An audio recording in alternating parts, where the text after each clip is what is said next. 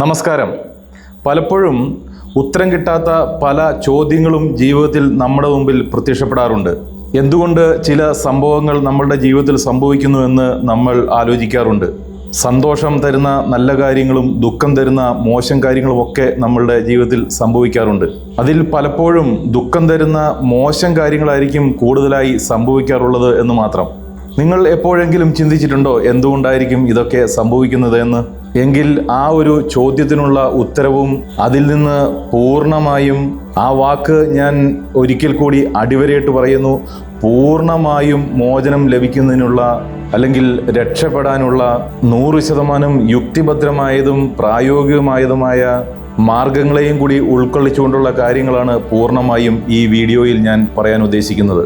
അതുകൊണ്ട് കർമ്മഫലത്തിൽ നിന്നും രക്ഷപ്പെടണമെന്ന് ആഗ്രഹിക്കുന്നവർ ഈ വീഡിയോ മുഴുവനായി കാണാൻ ശ്രമിക്കുക. ഉപകാരപ്പെടും, തീർച്ചയാണ്. ശ്രീബുദ്ധൻ്റെ വളരെ പ്രസിദ്ധമായ ഒരു കോട്ടിൽ നിന്ന് തന്നെ നമുക്ക് തുടങ്ങാം. ശ്രീബുദ്ധൻ പറയുന്നു, താൻ ചെയ്തതായിട്ടുള്ള ദുഷ്കർമ്മം അതേ അളവിൽ തന്നെ തന്നിലേക്ക് തിരിച്ചെത്തുന്നത് വരെ ആ വിഡ്ഢി വിചാരിക്കുന്നു താൻ ചെയ്ത കർമ്മം തേൻ പോലെ മധുരമുള്ളതാണ് എന്ന്. എന്നാൽ അത് കാർമിക്കലി മച്വേർഡ് ആകുന്ന സമയത്ത് പറയാൻ പറ്റാത്തത്ര ദുരിതത്തിലേക്ക് അവൻ വീഴുന്നു എന്നാണ് ബുദ്ധൻ പറയുന്നത്.